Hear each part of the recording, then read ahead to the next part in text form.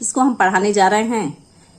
रसखान कवि मुस्लिम थे, लेकिन वे कृष्ण भक्त थे। श्री कृष्ण के प्रति उनकी अनन्य और निष्ठा थी, भक्ति थी। उसी का इसमें जो दर्शन होता है, हम आपको व्याख्या बताते हैं। मानुष हाँ तो वही रस खान। इसमें श्री कृष्ण की लीला भूमि ब्रज के प्रति कवि रसखान ने अपना अनन्य प्रेम प्रकट किया है, लगाव प्रकट किया है। कवि रसखान कहते हैं कि मानुष हूँ, हे ईश्वर, यदि मनुष्य योनि को प्राप्त करूं, बसाऊं ब्रज गोकुल, तो मैं निवास करूं ब्रज में गोकुल गांव। गोकुल में के गांव में ग्वारन ग्वाल बालों के बीच। तो मैं ग्वाल बालों के बीच, मेरी यही इच्छा है कि मैं ब्रज भूमि में ग्वाल बालों के बीच में बसाऊं, निवास करूं। जाऊं पशु हूँ, यदि मैं पशु योनि को प्राप्त करता हूँ, तो कहा बस मेरा तो इसमें कोई बस नहीं है। चरो, मैं चरता रहूं नित्य प्रतिदिन नंद बाबा के धेनु मने गायों के मझारन में बीच में। तो मैं प्रतिदिन नंद बाबा के गायों के बीच में चरता रहूं। पाहन हूं तो वही गिर गौ, यदि मैं पत्थर योनि को प्राप्त करता हूं, तो उसी गिरि को, उसी पर्वत का पत्थर बनूं। जो धर्यो कर छत्र पुरंदर धारण, जिसे भगवान कृष्ण ने अपने हाथों पर छत्र छाते के समान धारण किया था, अर्थात मैं उसी गोवर्धन पर्वत का पत्थर बनूं। जो खग हूं तो बसेरो करूं, जो खग हूं, यदि मैं पक्षी योनि को प्राप्त करता हूँ, बसेरो करूं, मैं वहां बसेरा करूं। मिली कालिंदी कूल, कालिंदी यमुना तट के कूल मने किनारे, कदम्ब की डारन, कदम्ब वृक्ष की डालों पर। यदि मैं पक्षी योनि को प्राप्त करता हूँ, तो मैं कालिंदी यमुना तट के किनारे कदम्ब की डालों पर मेरा बसेरा हो। अर्थात कहने का तात्पर्य है, कवि रसखान हर रूप में अपने आराध्य श्री कृष्ण के ही समीप रहना चाहते हैं। आगे हम देखते हैं, इसमें ब्रज भाषा है, आपको बता दें, भक्ति एवं शांत रस है, सवैया छंद है। आगे हम देखते हैं दूसरा, आज गई हुति भो रही हूं, रस खानी रही वही नंद के भावना। इसमें रसखान ने श्री कृष्ण के प्रति माता यशोदा के वात्सल्य का वर्णन किया है। कवि रसखान कहते हैं, आज गई हुति भो रही हूं। एक सखी जो है, एक गोपी जो है, दूसरी से कहती है, हे सखी, आज गई हुति भो रही हूं। सुबह होते ही मैं आज माँ यशोदा के घर गई थी, नंद के भवने, बाबा नंद के भवने घर पे मैं गई थी।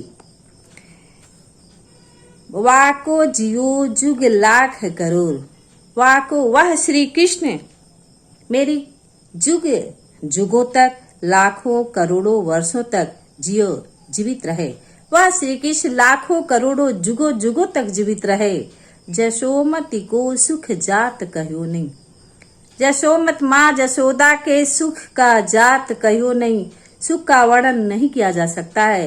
वह कहती है कि माँ जशोदा जो है बालक कृष्ण को पाकर इतना प्रसन्न है कि उनके सुख का वर्णन नहीं किया जा सकता है। तेल लगाई, माँ यशोदा जो है बालक कृष्ण को तेल लगाती हैं। लगाई के अंजन, उनके अंजन जो है काजल लगाती है, उनकी आंखों में काजल लगाती हैं। भावें बनाए, उनके भावों को संवारती हैं। बनाई डिठौने जो है नजर से बचने के लिए जो है उनके माथे पर काला डिठौना लगाती हैं, टीका लगाती हैं।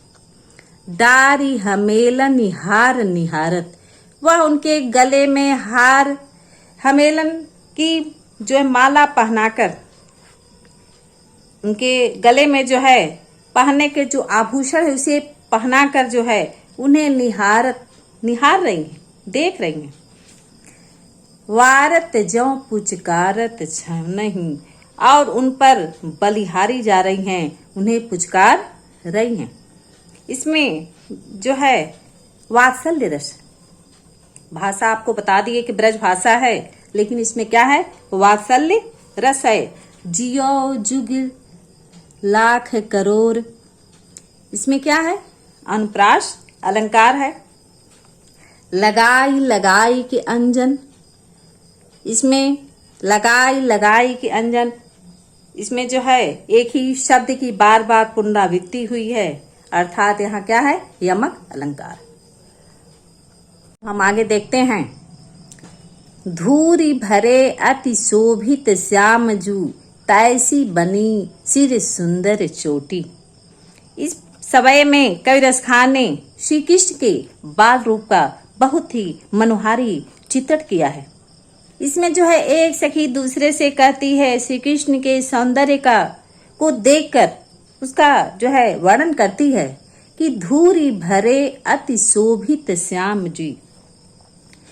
धूल से सने हुए, कवि रसखान कहते हैं, एक सखी दूसरे से कहती है कि हे सखी, धूरी भरे अति शोभित श्याम, श्याम श्री कृष्ण, श्याम बड़ वाले श्री कृष्ण जो है धूरी भरे, धूल से सने हुए, अति शोभित, अत्यंत सुशोभित व आकर्षक लग रहे हैं।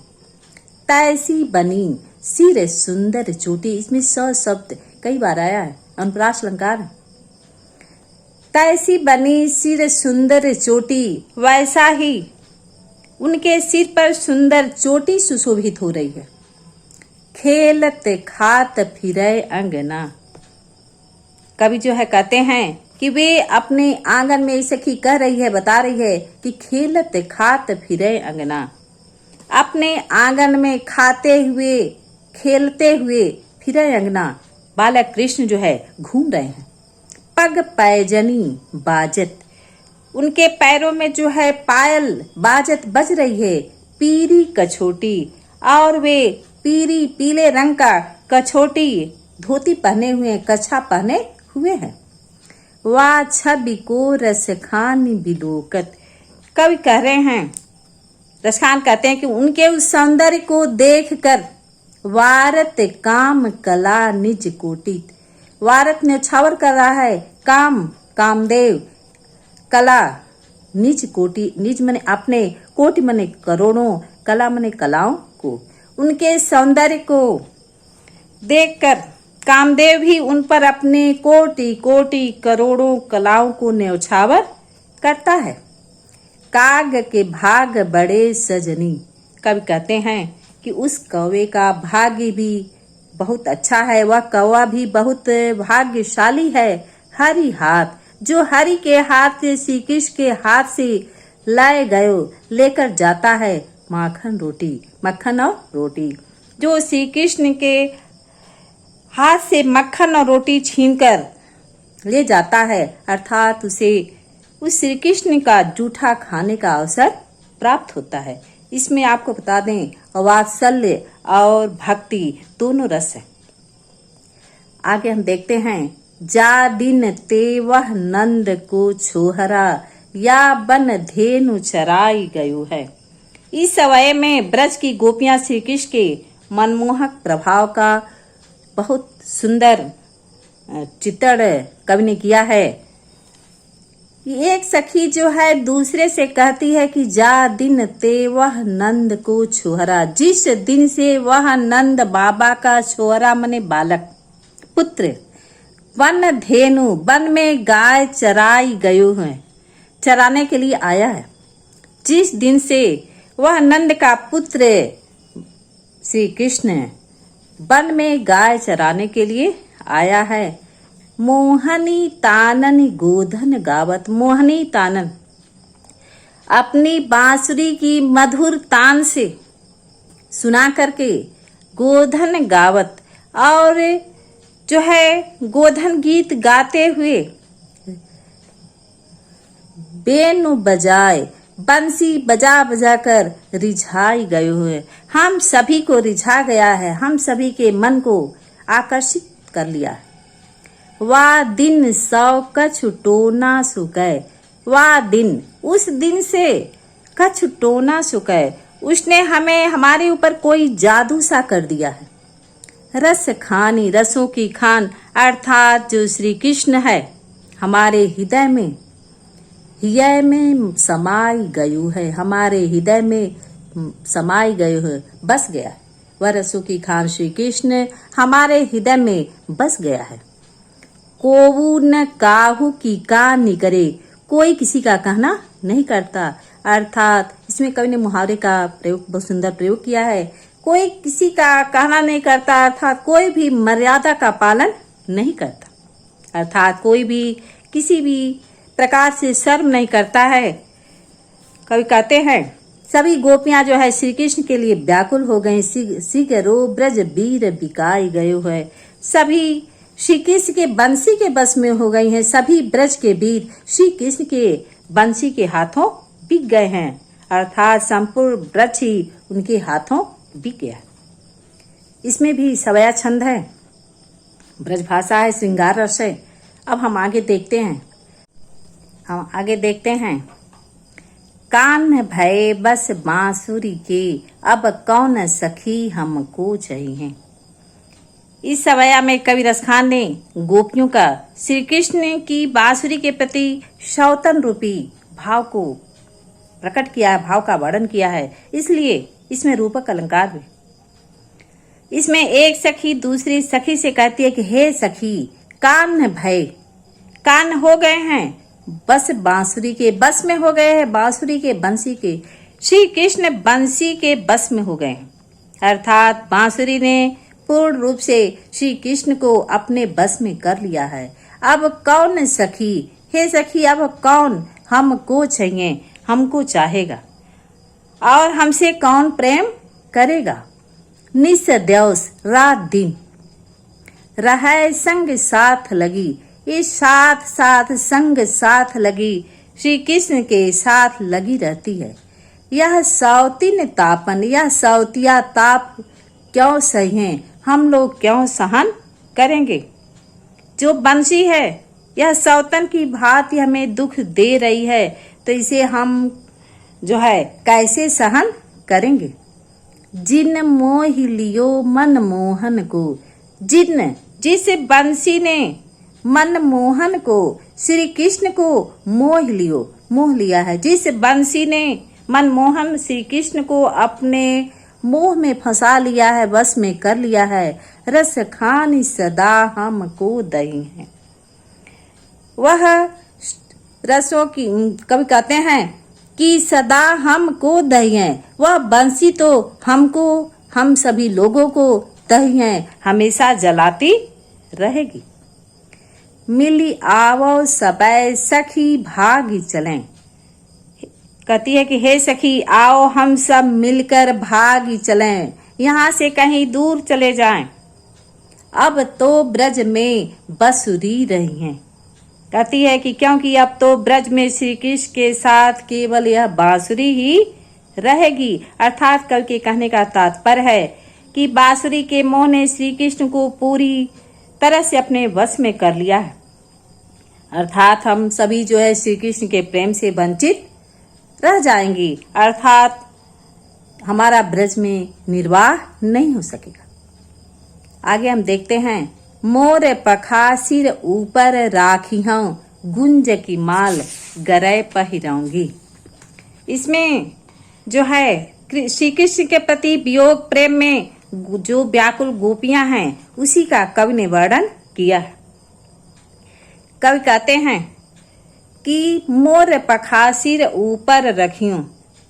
जो गोपियां हैं, एक गोपी दूसरी गोपी से कहती है कि मैं तो जो है श्री कृष्ण बहुत प्रेम करती हूँ, तो तुम्हारे कहने पर जो तुम कहोगी, जो श्री कृष्ण को पसंद है, मैं वह सब करने को तैयार हूँ।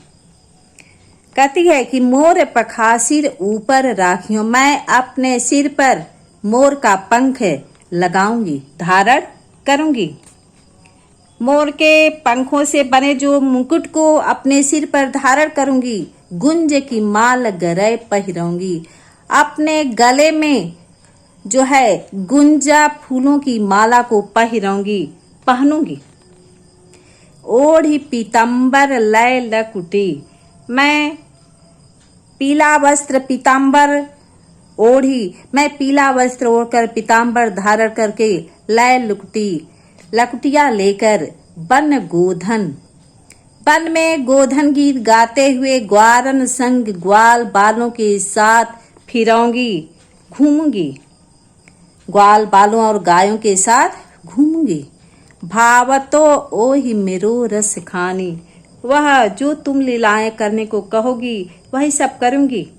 जो भावतो वही मेरो रस खान, वह जो श्री कृष्ण को पसंद है, वह श्री कृष्ण मुझे अच्छा लगता है, इसलिए सो तेरे कहे सब स्वांग करूंगी। तुम्हारे कहने से मैं सब कुछ करूंगी, उसका अनुकरण करूंगी। या मुरली मुरलीधर की, लेकिन मुरली मुरलीधर की, मुरली बंसी, मुरलीधर मुरली को धारण करने वाला अर्थात श्री कृष्ण, यहाँ यमक अलंकार हो गया। बंसी को धारण करने वाले अर्थात श्री कृष्ण के अधरान होठों पर रखी हुई बंसी को अधरा होठों पर न धरूंगी, नहीं धारण करूंगी। लेकिन मैं श्री कृष्ण के होठों पर रखी हुई बंसी को अपने होठों पर धारण नहीं करूंगी, अर्थात बंसी को मैं नहीं रखूंगी। उन्हें जो है बांसुरी से ईर्ष्या है, क्योंकि वह श्री कृष्ण के ज्यादा ही मुंह लगी हुई है। अर्थात इसमें जो है क्या है, कौन सा अलंकार है, जो है यमक अलंकार है।